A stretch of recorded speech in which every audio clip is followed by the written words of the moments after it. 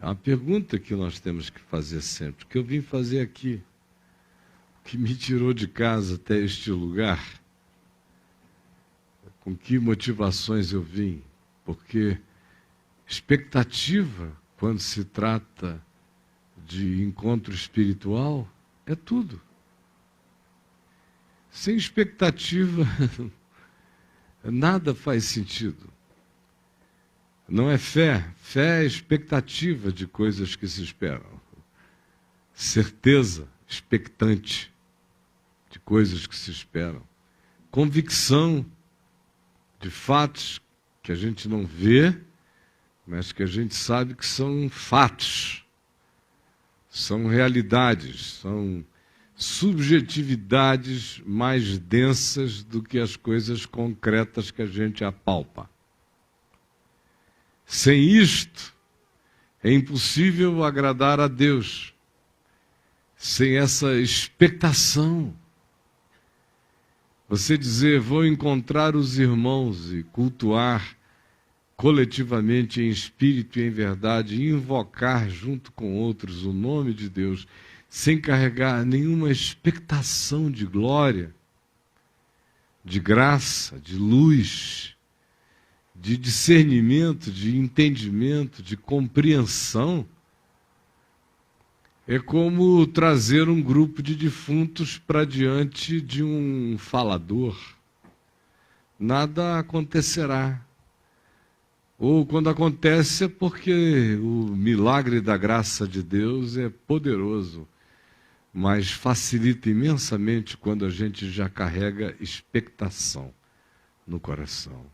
Certeza em fé, aquela afirmação, aquela vontade que diz e afirma, eu sei que eu sairei mais fortalecido, iluminado, consciente, determinado e maduro e com bases ampliadas para a construção do edifício da minha fé hoje do que quando eu antes cheguei aqui. E é nessa vontade que eu espero que todos nós aqui, todos nós em todos os lugares estejamos. Hoje, apesar de eu estar aproximadamente, agora está fazendo 8 dias, 9 dias, sem fazer papo de graça, sem pregar, porque não tivemos reunião no domingo passado, essas coisas todas. Eu sou absolutamente coerente na minha alma com o que o Evangelho diz que é, porque o Evangelho nos diz que é dando que se recebe. Então, quanto mais eu descanse, menos eu tenho para dar. É estranho para alguns de vocês, para mim não, porque eu me alimento do ato de dar. Então, se eu dou todo dia, eu tenho muito mais todo dia do que quando eu fico muito tempo sem pensar em dar, porque eu também não sou um profissional do dar. Eu não fico não dando imaginando como darei. Eu descanso. De modo que hoje, para mim, como todo dia, depois de você passar afastado do ato de dar, de oferecer assim a palavra num fluxo mais intenso, como é o meu caso diariamente, eu não voltei descansado. Eu voltei foi dizendo, Senhor, e o que eu tenho hoje para oferecer ao teu povo? E o problema não são conteúdos, porque gravar o exclusivo, eu gravei direto, gravei muito para frente. E é outra história, é uma outra viagem, é uma outra coisa, é uma outra relação. De modo que eu fiz essa pergunta e fiz desde cedo. E foi só um pouco antes de vir para cá que, no meio de tantas possibilidades, o meu coração, enfim, ficou tocado por uma realidade espiritual. Eu também não tenho nenhum prazer em compartilhar informações. Informações não me faltam. Eu só gosto de compartilhar calores, beijinhos do Espírito Santo no meu coração é o que eu gosto de dar para os outros. O que me fez bem à alma é o que eu sempre peço a Deus que seja o que eu venha a oferecer. É o pão nosso de cada dia que o Senhor nos dá hoje. Então, eu quero que os que trouxeram ou possuem Bíblias aqui com a gente ou em qualquer lugar, abram no Evangelho de João, em 2 textos imensamente conhecidos por todos nós, que estão aqui no capítulo 5. E eu vou ler a partir do verso 24, que diz assim, João 5, a partir do verso 24. Em verdade vos digo, quem ouve a minha palavra, diz Jesus, quem ouve a minha palavra e crê que eu não estou aqui por vontade própria, nem sou o inventor de uma filosofia, nem descobri algo por revelação pessoal. Isso é o que significa, e crer naquele que me enviou, ou seja, quem ouve a minha palavra e sabe que o que eu digo não é fruto de ilação, elucubração, produção humana, mas é a expressão do extrato da palavra de Deus, da essência de Deus, da vontade de Deus. Esse que me sente assim, me percebe assim, me acolhe assim, com essa profundidade, com essa consciência, esse tem a vida eterna. Esse que olha e diz, Deus está me ensinando. Deus está aqui entre nós, Emmanuel. Deus mostrou a cara. É isso que Jesus está dizendo. Quem olha para mim e diz, quem vê a ti vê o Pai, quem olha para mim e diz, tu e o Pai é um, quem olha para mim e diz,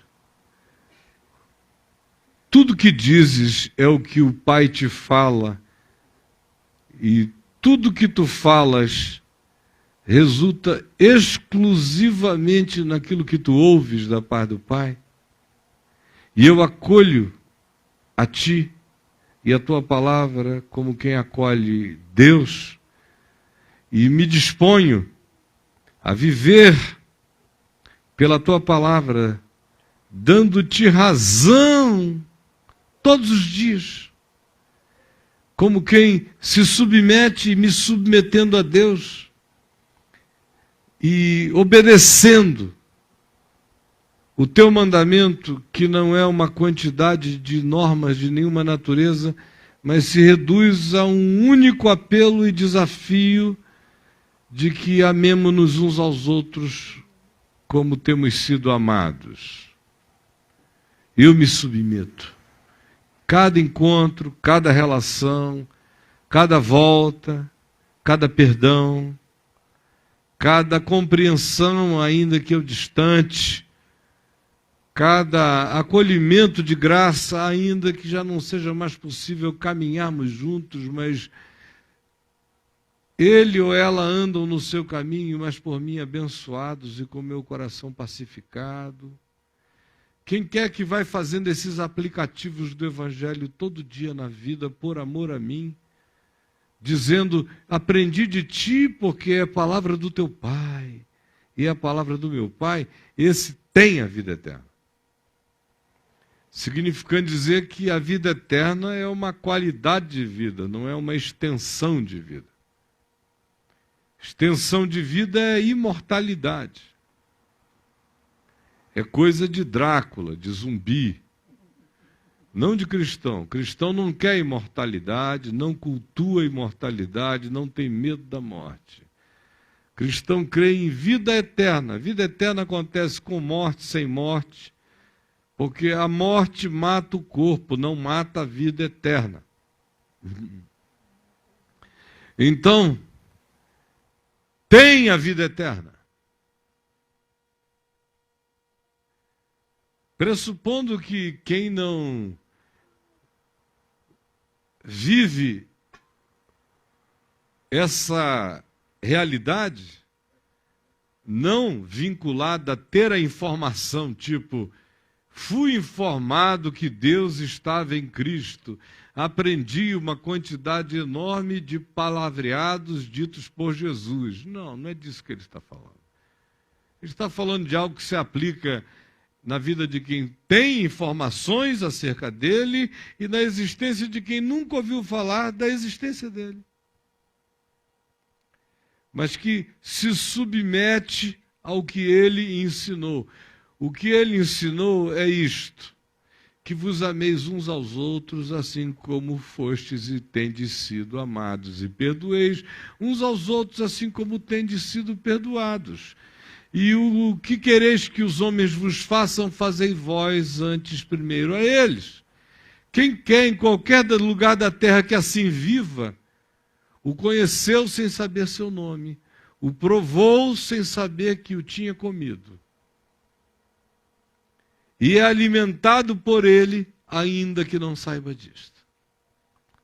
Esses são os muitos que virão do norte, do sul, do oriente, do ocidente e tomarão lugar à mesa no reino de Deus, enquanto muitos que possuíam a informação e que se sentiam filhos do reino ficarão de fora. É o que Jesus diz. Mas esses não precisam ter dúvida. Esses têm a vida eterna. A morte morreu para você. Significa que você vai ser longevo? Não, você pode morrer novinho.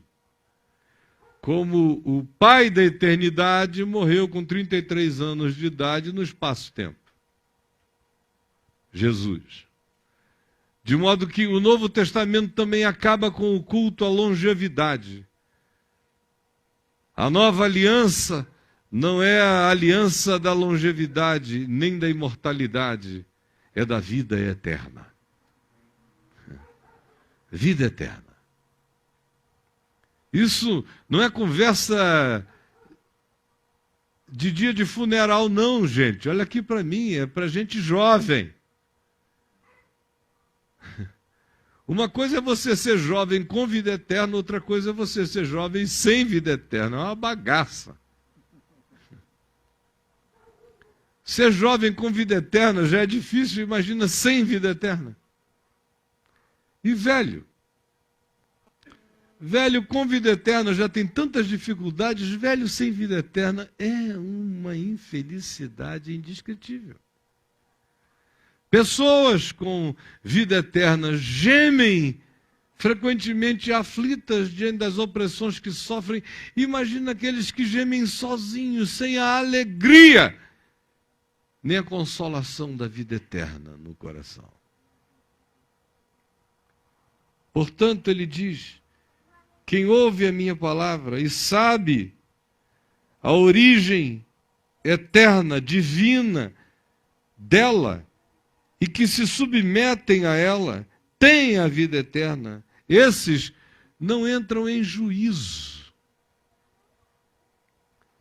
Não entram em juízo, não passam por nenhum juízo final. O juízo final aconteceu na cruz para esses. O juízo final aconteceu na cruz, está tudo pago, está tudo resolvido. Se a cruz de fato consumou todas as coisas, o juízo final acabou para todo aquele que crê. A menos que a cruz não tenha resolvido E existe um certo sadismo da parte divina de querer, ao final, dizer, olha, eu te perdoei, mas deixa eu lembrar do quê, hein? Não entra em juízo. O mundo acabou, o lago de fogo acabou, o juízo final acabou, tudo acabou. Eu estou esperando um monte de coisas que virão, como a Nova Jerusalém, mas eu estou já para além dela, num certo sentido.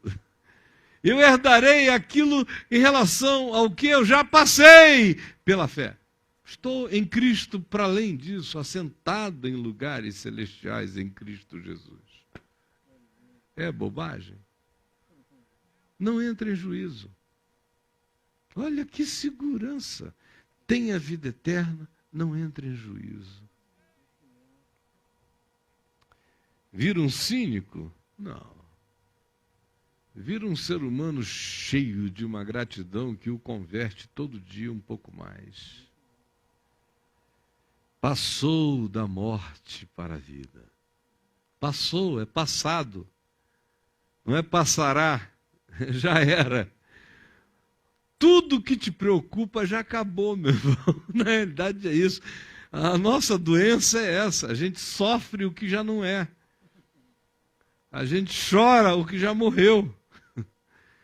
E a gente se desespera pelo que pereceu. Simplesmente porque a gente não experimenta, não vive a vida eterna. Por isso a gente vive sob juízo. E por isso a gente vive acossado na contagem regressiva do medo e da fobia da morte. Por isso, a vida eterna não qualifica a nossa existência. A gente não vive com a qualidade dos seres que já estão para além do juízo, que já passaram da morte para a vida, que são herdeiros de todas as coisas, embora existam ainda neste corpo de morte, na experiência da relatividade do espaço-tempo, com todas as suas dores, envelhecimentos, desgastes, cansaços, morosidades, esperas, com tudo aquilo que nos salva por uma glória maior. Tudo isso que ainda é pesaroso, pesado, é o que nos salva para uma glória maior. E é o que nos educa na vida eterna enquanto a gente existe no espaço-tempo. Você vai ter que viver a vida eterna no meio da relatividade.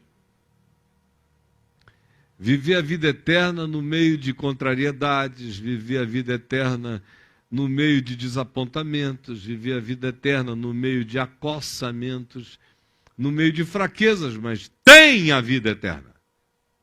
Já passou. Não entra em juízo. Oh, que poder! Onde é que vocês acham que Paulo se inspirou para dizer quem nos separará do amor de Cristo? Será a morte, será isso, será aquilo? É aqui. É no Senhor. São nessas afirmações. Já passou, tem. Já passou, tem. Já passou da morte para a vida, tem. Tem a vida eterna. Quem crê vai viver esse poder. Quem não crê jamais vai provar esse poder. E esse poder é para hoje. Começa aqui. Aí ele prossegue. Em verdade vos digo que vem a hora, olha aqui, estão ouvindo? Prestem atenção.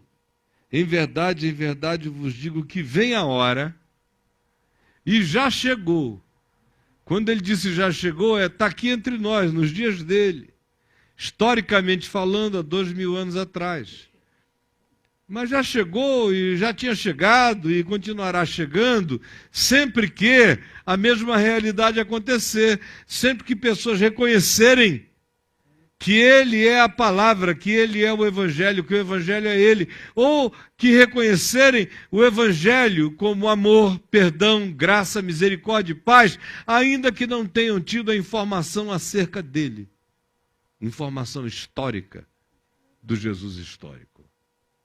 Então ele diz: em verdade, eu vos digo que vem a hora e já chegou. Na linguagem teológica se chama isso aqui de escatologia realizada. Ou seja, é quando o que seria concernente às últimas coisas já é afirmada como reais e presentes. É o já, embora ainda não, na sua planificação absoluta. Vem a hora e já chegou, presta atenção, em que os mortos, foi um tema que eu falei nos últimos 2 encontros nossos de domingo sobre os mortos espirituais, lembram disso?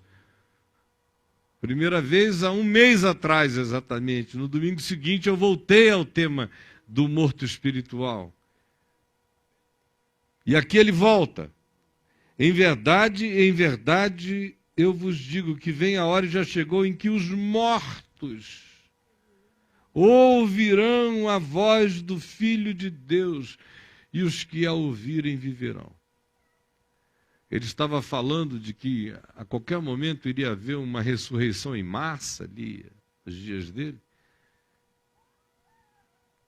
Não esse tipo de ressurreição fisiquinha, bobinha, só para impressionar as pessoas. Você viu, ressuscitados?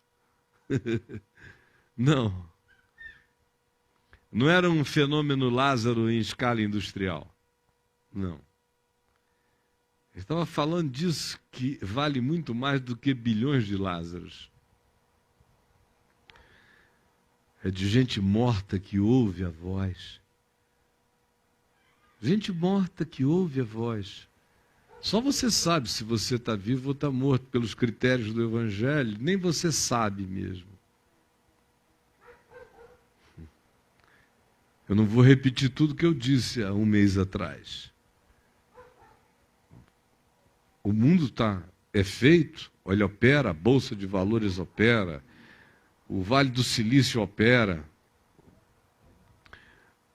a ONU opera, todas as grandes operadoras de movimento e dinâmica humana operam funcionalmente, tangidamente, por mortos-vivos.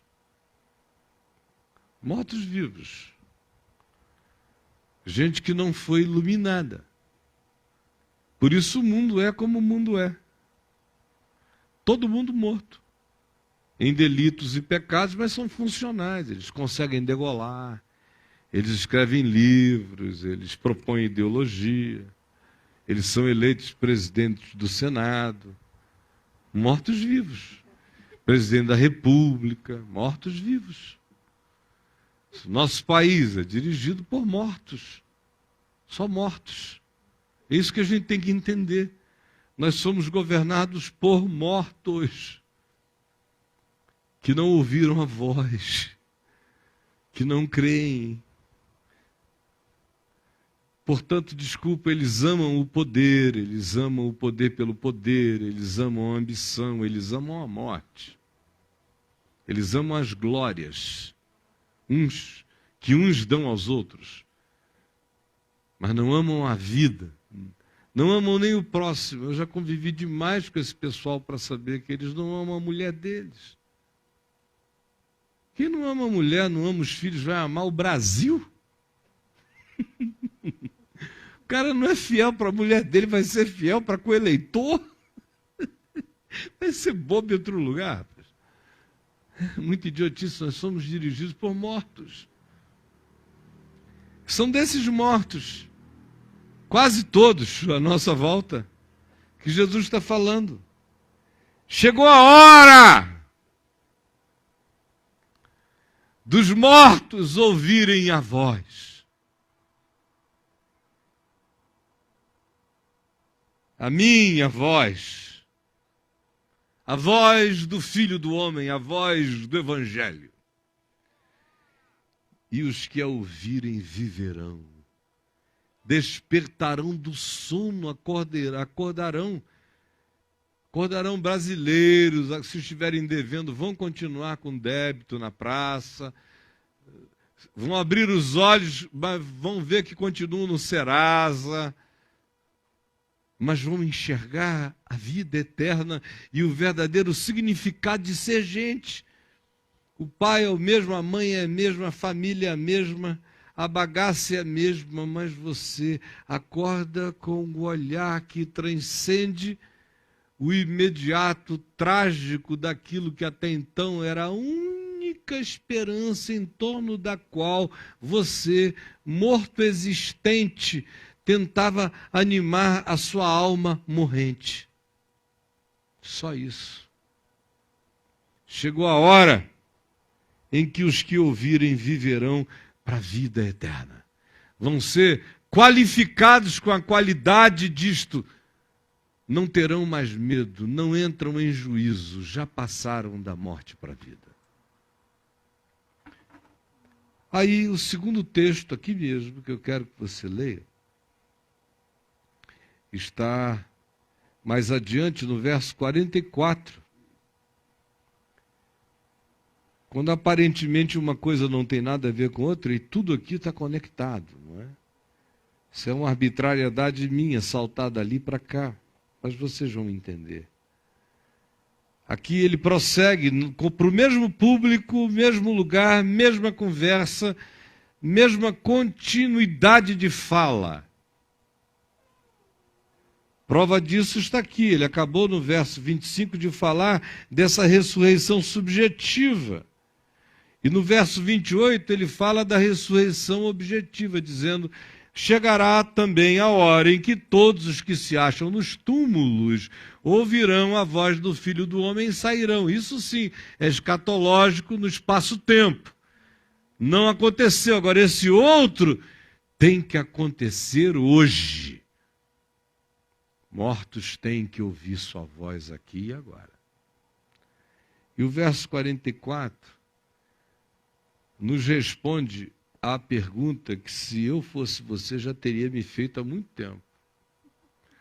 Sinceramente, a pergunta é o seguinte: escuta, mas como é que isso acontece em mim? Jesus deu ênfase absoluta numa única mola, numa única catapulta na direção dessa experiência. E se restringe a palavra crer.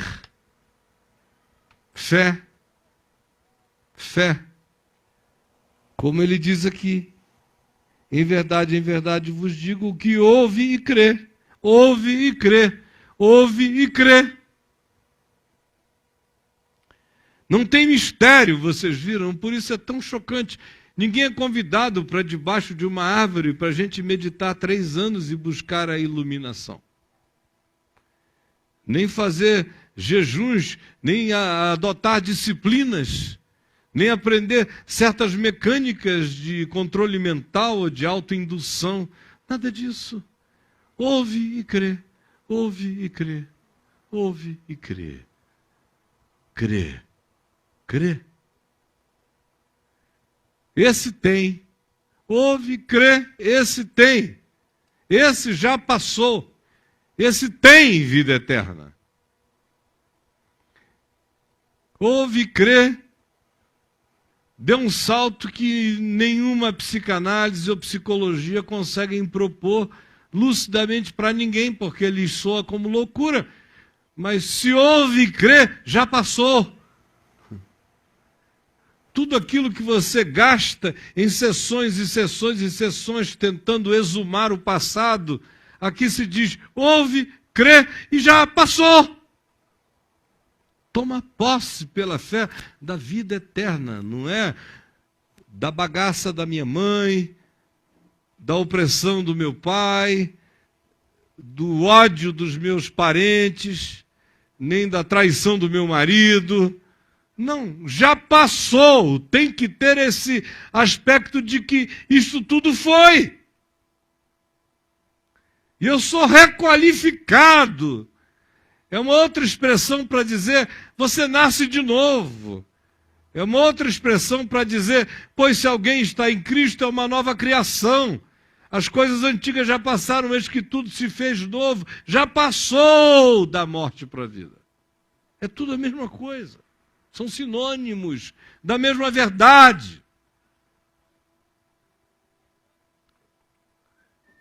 Agora, crer, ouve e crer.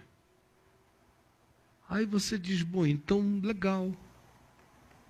Moleza, né? Moleza, né? Você acha? Fácil seria dizer, ouve e tenta obedecer exteriormente. Aí é muito mais fácil. Qualquer androidização produz um bicho desse.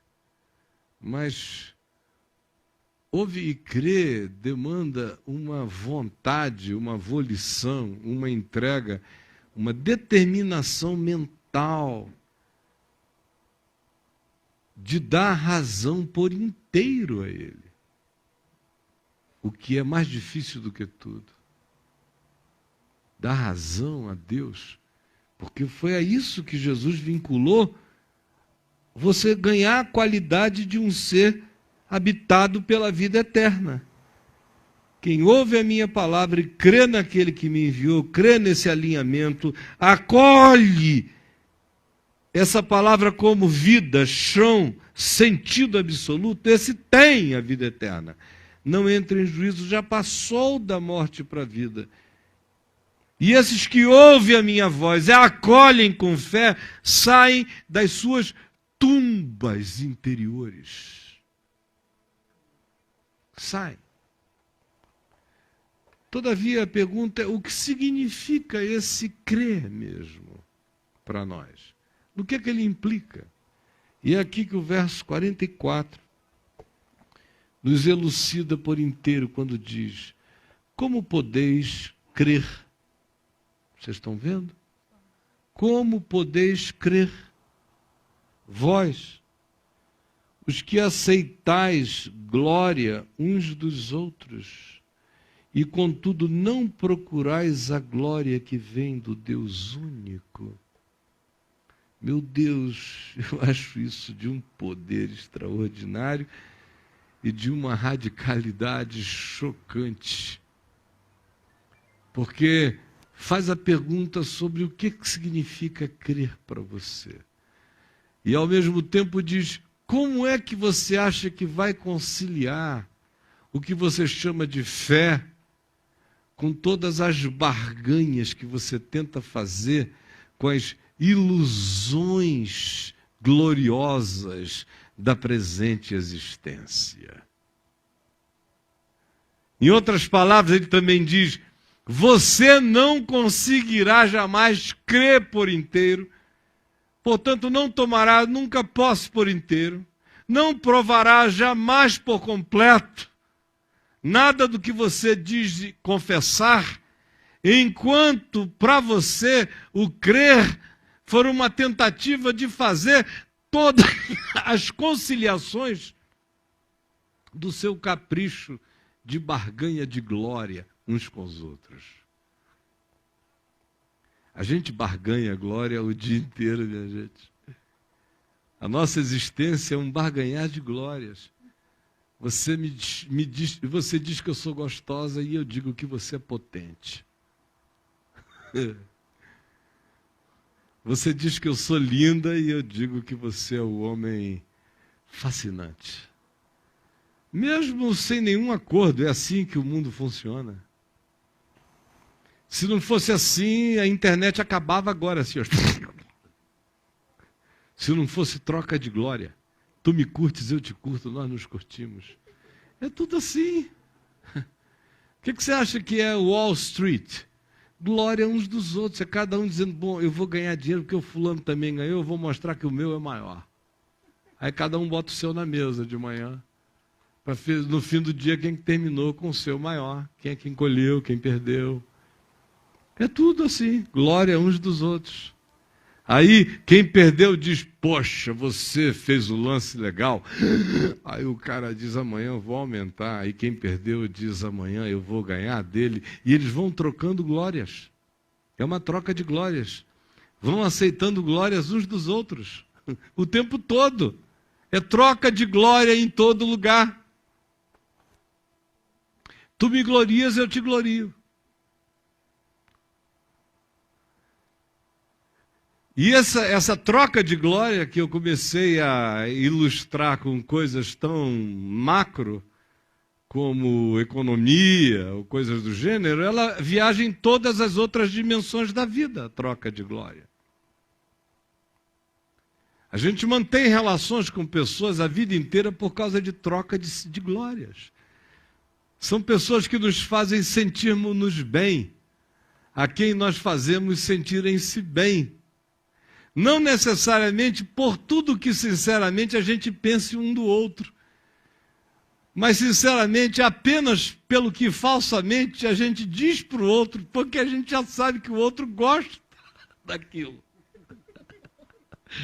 Quantos casamentos são mantidos assim a vida inteira?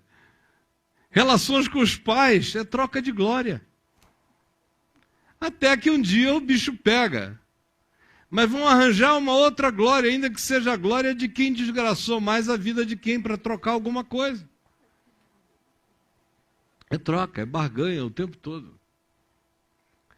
Aí você vê quem não tem a vida eterna, e eu estou te falando, não é imortalidade, vocês não esqueçam do que vida eterna significa na minha boca. É a qualidade da vida de Deus. Hoje, já agora, tem a vida eterna. É disso que eu estou falando. Quem não tem essa qualidade da esperança de Deus, da vida de Deus, do consolo de Deus, que anda sozinho com o seu vazio, precisa desesperadamente de glória uns dos outros. Porque imagina o que é não ter a qualidade da vida de Deus alentando o teu ser, afirmando o teu ser, validando o teu ser, significando a tua existência, dando testemunho no íntimo de que você é filho de Deus, você tem a vida eterna, no sentido de que você teve o descortínio dessa glória eterna e a preferiu acima de tudo. E antes de tudo, você percebeu que é dela que a sua existência pode encontrar o sentido para ser no espaço-tempo e eternamente. Isso traz um poder extraordinário, uma perseverança, uma coragem, uma rigidez, uma força para enfrentar tudo. Como Paulo diz, faz de você mais do que vencedor. Mesmo sem pai, sem mãe, doente, ameaçado, com fome, com jejum, com nudez, com espada, com perigo, sendo oferecido à morte todo dia, ou como ovelha para o matadouro. Ele diz, quem tem essa qualidade no coração, quem sabe da sua inseparabilidade do amor de Deus, esse é mais do que vencedor por meio daquele que o amou. Vejam como tudo habita um nível de subjetividade, de uma riqueza, que só quem possui discerne, e só quem deu, que é Deus, sabe o volume dela em nós. Mas a diferença é total, porque o mesmo Paulo disse, todavia, se a esperança de um ser humano, se a nossa esperança na vida se reduz apenas ao horizonte das trocas, das glórias uns dos outros, se é nesse nível que a nossa vida está contida, nós somos os mais infelizes e vazios e ocos de todos os homens. Então, olha aqui para mim, para entender de verdade o que eu estou dizendo. Na ausência da vida eterna, a gente busca glória uns dos outros para sobreviver. É ou não é verdade? Quanto mais você precisa do outro, num certo sentido, menos Deus, menos vida eterna você possui. Não estou dizendo que quem está cheio da vida eterna não precisa do outro. Não, quem está cheio da vida eterna quer o outro. Troca amor, edifica, tem alegria no ser do outro. Mas não há essa precisão existencial e psicológica desesperadora. Por ninguém. Por ninguém. Nem pelo marido que você ama, pela esposa que você agradece, pela graça dela estar na tua vida todo dia, nem pelos teus filhos, nem pelos teus netos.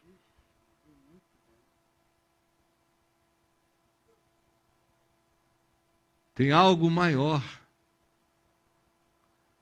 Você tem a alegria de ser para eles, de se dar a eles, mas não significa que, se eles não quiserem mais se dar a você, nem ser de você, você morrerá com a desistência que eles ostentem contra a sua existência.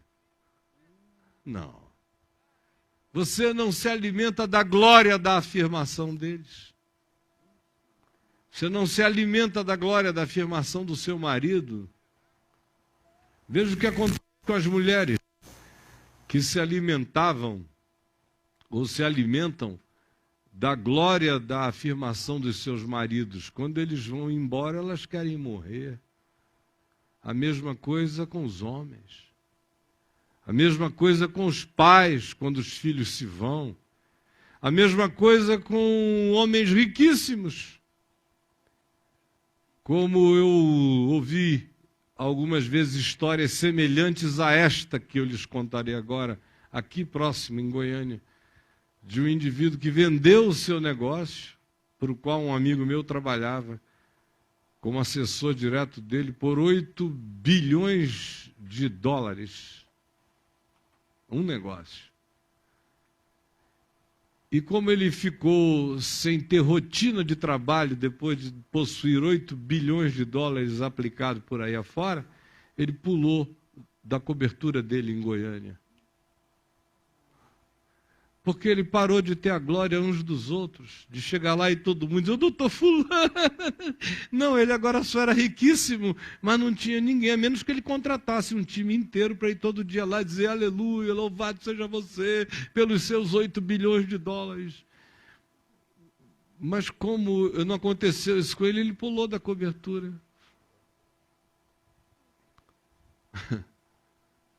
Porque a maioria de nós vive da glória uns dos outros.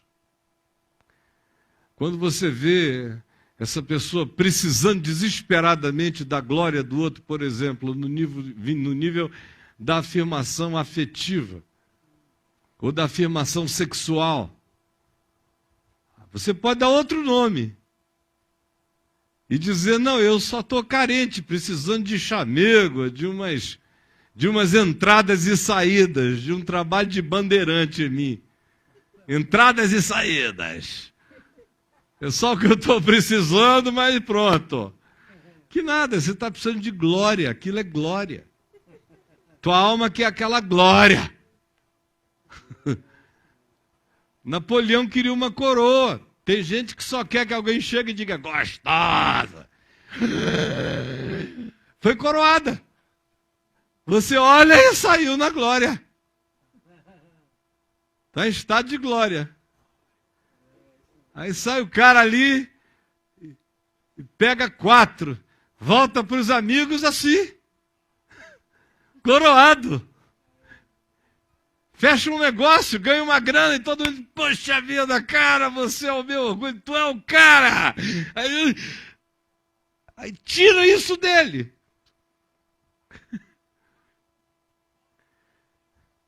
Eu não tinha nada, não tinha vida eterna. Só tinha glória uns dos outros. afirmaçõezinhas que morrem, que acabam, que são como a flor da erva. De dia, de manhã nasce gloriosa, à tarde murcha e seca. Porque tudo passa rapidamente, nós voamos, e as nossas glórias trocadas são apenas fantasias de fantasmas glorificando fantasmas, de mortos glorificando mortos, de vazios plenificando vazios com o vento do coisa alguma. Aí no fim, meu Deus, quando a existência começa, pega daqui, pega dali, pega daqui, filho vai embora, dinheiro acaba, o homem não está com a gente, a mulher disse que, em razão da barriga, ela prefere trocar-nos, da nossa, é claro, não da dela, ou qualquer coisa do gênero, quando as nossas glórias vão morrendo, e a gente tem menos glória para se agarrar, vai ficando esse buraco aí, sem vida eterna. Imagina essa buraqueira que é ser gente assim. Existir assim é uma miséria. Aí vem Jesus e diz, olha, aquele que crê em mim, que ouve a minha palavra, que sabe que a palavra não é uma invenção, é o caminho da vida do Criador, e acolhe isso para praticar com amor, recebe pela fé, porque ouve e crê, recebe a vida eterna, fica grávido de uma plenitude eterna. Esse já não vive mais do passado, nem de ecos do passado, nem de assombrações. Passou da morte, da assombração, da culpa para a vida. Era morto porque existia da troca de glórias entre fantasmas e fantasmas, de ilusões e de carências, que ele apelidava por todos os nomes. Mas agora está vivo pela palavra que o engravidou com o sentido da vida. Todavia, para que isso se torne verdade em vocês, diz Jesus, você tem que aprender o significado de ouvir e crer, e acolher, e agasalhar, e praticar, e dar absoluta razão a Deus. Mas como podeis crer?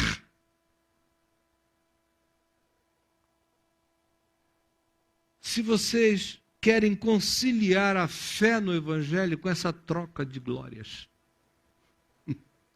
como é que vocês vão receber? Porque ou é ou não é, ou é pega ou é larga de vez.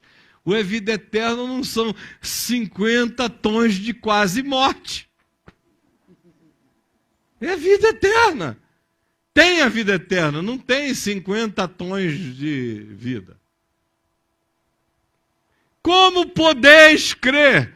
Se para tomar posse disso tendes que crer, como podeis crer, vós, os que viveis do engano da troca de coroas? Que vivem o tempo todo dessa fantasia. Você já levou em consideração o fato de que a tua existência, 99% dela acontece em função de troca de glórias? Você se maqueia para troca de glórias, a gente se veste para troca de glórias, a gente quer ficar com a melhor nota para troca de glórias, a gente quer botar grana no bolso por troca de glória, a gente quer que a Vem Ver TV tenha uma grande audiência por troca de glórias. Meu Deus, se o coração não for vigilante, até quando você convida pessoas a crerem no Evangelho, é um subterfúgio diabólico para a troca de glórias. tudo pode virar qualquer coisa. Então, como podeis crer, vós, os que existis em função de troca de glórias? Vós que buscais afirmações, significados relativos, vós que procurais a quantificação de amigos, de proximidades, de carinhos, de coroas fraternas, ou de fidelidades que digam a você sobre a sua absoluta especialidade no mundo. Frequentemente, até quando todo mundo é ruim com a gente fica se sentindo mal. Veja como a gente nem nota que o pecado foi de quem foi ruim com a gente. Mas é a gente que fica se sentindo mal, porque os maus não foram bons com a gente. Eu toda hora vejo e me apanho numa arapucazinha dessa, digo, peraí, isso não tem nada a ver comigo, não. Por que eu estou triste? Pelo fato de que, tendo feito o que devia ter feito, não recebi a reciprocidade adequada. Isso é um problema deles, eu não estava trocando glória. No Evangelho, esse é um princípio tão radical, minha gente, que Jesus disse, quando você for dar a sua oferta, não saiba à sua direita o que fez à sua esquerda, que é para você não trocar glória nem com você mesmo. Porque se eu entrar no mecanismo de barganha de glórias, a fé não vai crescer em mim. Não podeis crer, vós os que recebeis glórias uns dos outros. Não vai dar para crer. Ou ela habita um ambiente de solitude absoluta, onde eu ouço e creio. Isso é ouvir e crer. É dar essa exclusividade total. Não fazer mais barganha entre o que eu sei, que me veio a mim como palavra absoluta da vida, do amor de Deus para mim, não terei mais dúvidas e não buscarei mais nenhum dia de conciliação entre ter isto e também viver na troca de glórias. É uma coisa linda, todo mundo é meio goi, se libidinando uns aos outros, trocando glórias. É trágico. Se a gente se enxergasse espiritualmente, é assim que a gente é. Aí Jesus diz, como podeis crer sendo assim? Não dá. Você vai ter que decidir se o que você ouviu é mesmo o que você creu. E se o que você creu é absoluto. E se você vai dar razão a Deus até o fim. Porque não vai haver benefício de Deus na sua vida enquanto você tentar essa conciliação. Dizendo, eu tenho a vida eterna e troco glórias. Aberto para a troca de glórias. Não, eu só troco glórias com quem tem a vida eterna. É assim que gente de igreja faz. Não troco glória com quem é de fora, só que aqui a gente se afirma. Aqui a nossa carência é válida. Gente, quem tem ouvidos para ouvir, ouça. Não podeis crer, vós, os que aceitais glória uns dos outros. E, contudo, não procurais a glória que vem do Deus único. Como podeis crer? É por isso que essa geração inteira que diz que crê, vive tão miserável. Porque não crê, nunca creram. Ficam pensando em magia de Deus na vida. E não sabem que para a vida eterna se planificar em mim, eu não posso ter um ambiente dentro de mim para o culto à relatividade. Porque trocar glória uns com os outros é um culto às relatividades. Para que a plenitude, a paz que excede a todo entendimento e a vida abundante, a força, no meio de todas as circunstâncias do existir, prevaleçam na minha vida, eu tenho que fazer uma decisão radical de não viver da expectativa da glória do outro sobre mim, nem da afirmação do outro, nem do amor do outro, nem do carinho do outro, nem tudo que disso aí vier é bônus, é pirulito. Mas nós que temos a vida eterna, não como uma ufania de imortalidade, só temos a vida eterna se carregarmos em nós a qualidade da vida eterna.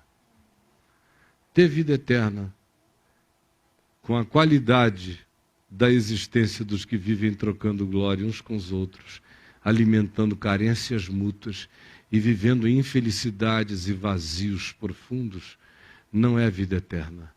É apenas uma garantia de uma imortalidade oca depois da morte e de uma existência presente absolutamente vazia. Quem quer o Evangelho entendeu o suficiente para escolher como tem que escolher.